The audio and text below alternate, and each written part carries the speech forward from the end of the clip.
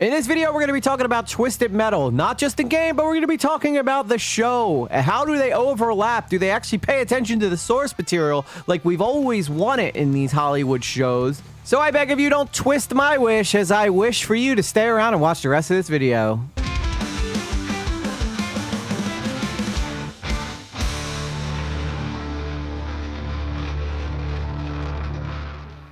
It's hard to really measure the cultural impact Twisted Metal's had on the PlayStation library over the years, but it has been considered to be one of the greatest games in the history of PlayStation. So when I saw that they were making it into a Peacock show, I was like, dear God, please do not wreck my childhood yet again with a half-assed game IP turned to live action from Hollywood, who seems to just ignore source material. I'm looking at you, Resident Evil on Netflix, because what even was that? That certainly was not Resident Evil. That was like some kind of fever dream, or someone had taken acid and was like, you know what?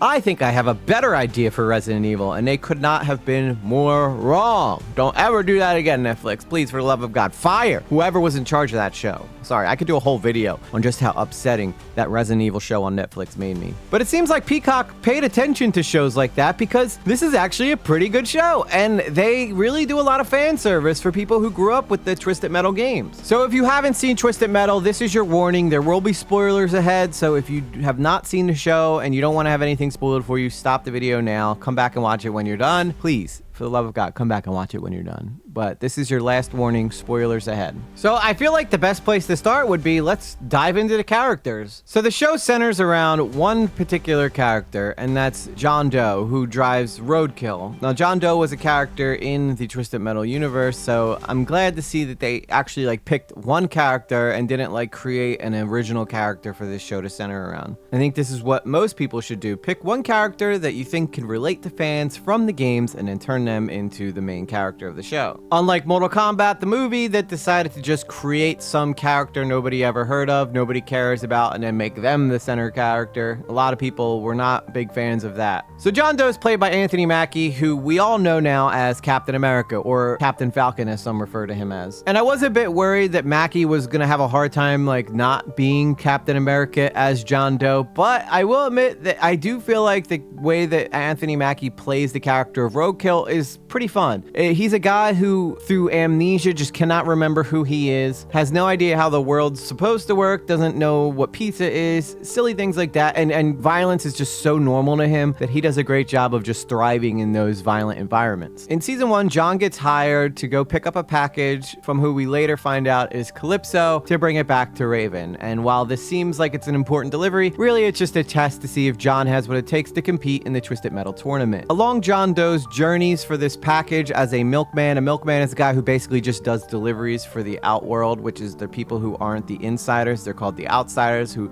are people who live in basically a wasteland, as where the insiders are people who lived within, I guess you could think of it as an enclosed, gated city, where for the most part people kind of live somewhat normal lives, even though you come to find out that it's really not that way at all, and that there's always people pulling the strings. I'd probably look at it more as actually like a prison than I would like a safe gated community, because the powerful people are usually pulling the strings of the people below them, and those people don't really have a lot of control over their own lives. If I had to choose, I'd probably actually say that being on the outside offers you a little more freedom to choose the way that you want to live, as opposed to being inside. But inside offers you some sort of safety and, plumbing and amenities and food, things of that nature. As where living on the outside is kind of like living in a lawless land, a lawless wasteland, if you will. John has done an incredible job of adapting to his current reality, and getting involved in a shootout to John is about as normal as it is for us going to the grocery store. And the same can probably be said for Quiet, as she's well adjusted to being an outsider as well. In fact, she wants to lead a resistance against the insiders to try to make things more fair and even,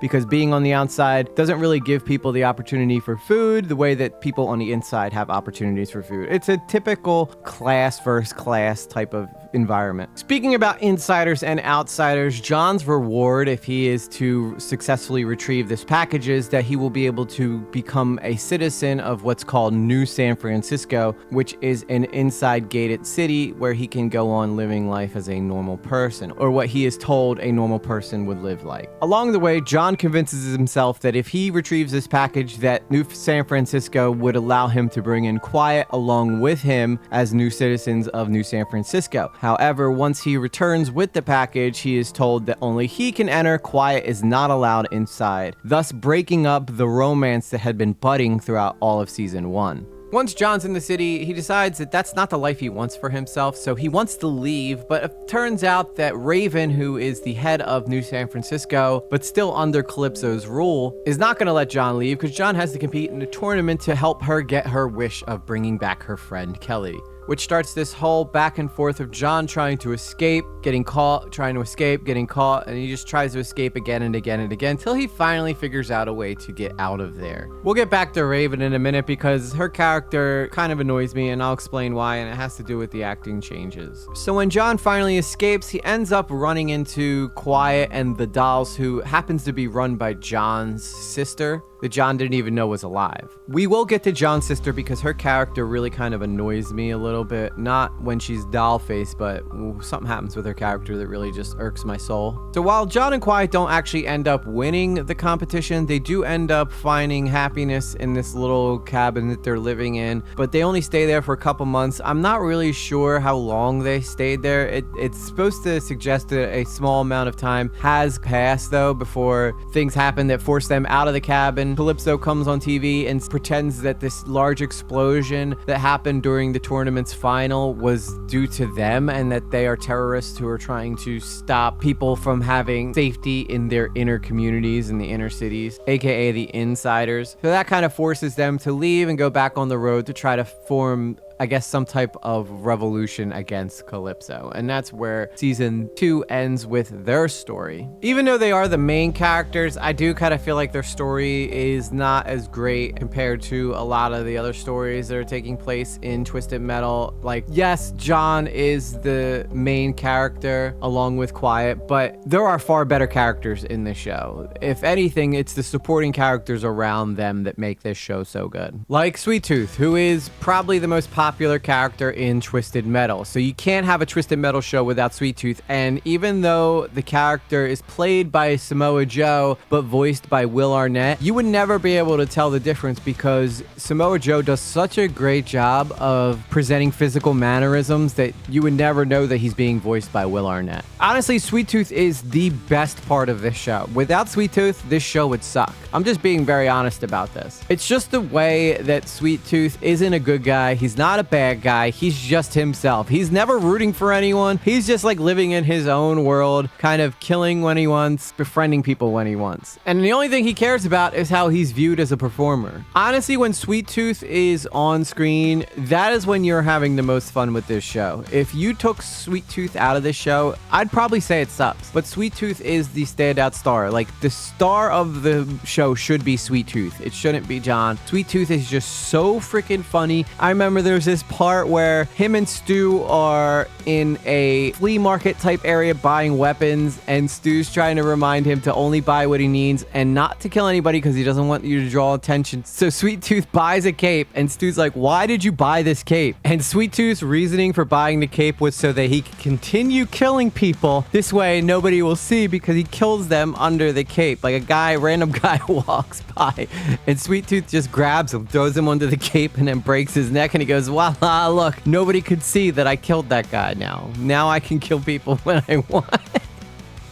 Oh, it's so stupid, but it's freaking hilarious. It's like parts like that is when the show is at its best. Sweet Tooth's story isn't like intense, and he doesn't really get much of a character arc. The way you find him is the way he ends, which I think is perfect for him. He doesn't need to change at all. He doesn't need to grow or anything like that. He does befriend Stu though, who he actually ends up adopting for some reason, even though they're like the same age, which is pretty funny because Stu has no say in it. He just basically goes, I'm adopting you, now deal with it, now you're my son, which I do think is pretty funny. The Stu and Sweet Tooth angle is probably one of the best storylines in the whole Twisted Metal. Now, Stu gets a really good character arc, but before we get to Stu, let's just finish up with Sweet Tooth. So Sweet Tooth, post-credit scene, he's getting drugged by, obviously, the character Yellow Jacket, who's taking him to go see his father, and that's where season 2 ends. So I'm excited to see season 3. Hopefully we get a season 3 where we'll finally get a chance to see Sweet Tooth's dad, who hopefully ends up becoming Dark Truth. Now let's talk about Dollface, who is John Doe's sister. This character was fine as Dollface, but she eventually gets killed off during one of the tournaments, and John wishes for her to come back, and Calypso does bring her back, but he brings her back as Minion, which I hate. I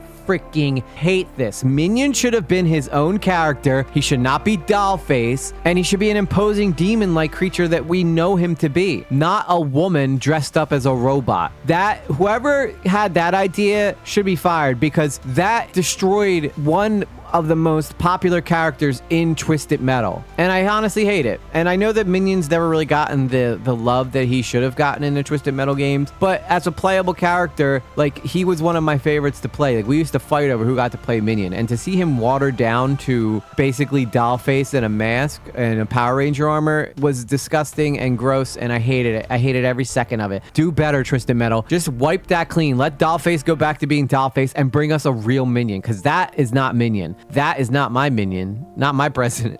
Also, Minion didn't even have a car. Why didn't Minion have a car? Why is Minion like fighting off people like a Power Ranger? Minion should have had a car. It should have been like a crazy imposing car. That's what Twisted Metal is all about, is the damn cars. I think that Twisted Metal did this because they didn't have the budget to do Minion correctly, so they were just like, well, I guarantee that people are waiting for Minion to show up, so let's just throw him a bone. No, I would have rather him not showed up at all until you could do him right. Or save him for season 3, where he could be the imposing figure he's supposed to be, not Dollface. That completely destroys any kind of intimidation factor behind the character of Minion. All right, my Minion rant's over, but that really just... probably the worst decision that show made was the way that they portrayed Minion. I'm pretty sure most of you probably will agree. I don't know anybody who would look at that and go, yeah, that's cool. That's a cool Minion. No, not a cool Minion. Not a cool Minion at all. Next, let's talk about Mr. Grimm. Mr. Grimm is another really standout star of this show. I don't think that he got the love that he probably deserved, and I would have liked to seen them examine a little bit more of the supernatural side that surrounded Mr. Grimm. And whereas us as the audience, we can see like the mystical powers that Mr. Grimm has and Calypso has. There's a part in the show where Calypso's stealing the voices from Mr. Grimm out of his head so that Mr. Grimm's all alone and he loses his companions. And Stu's looking at it and it just looks like this ridiculous thing where nothing's even happening. It's meant to be played for laughs, but at the same time, like, you're kind of watering down the supernatural side that us as the audience have already come to expect to be something that's real in this universe. So that's Mr. Grimm. I do like the character Mr. Grimm. I hope he gets to come back in some way or another. And then you have the character of Vermin, who the actress who played her did a great job. She was a likable character. She too got killed off. And then of course you have Raven, who in the first season is played by Neve Campbell, and then in the second season is played by someone completely different. Now the girl who played her in the second season did a great job with her, but I will say that it makes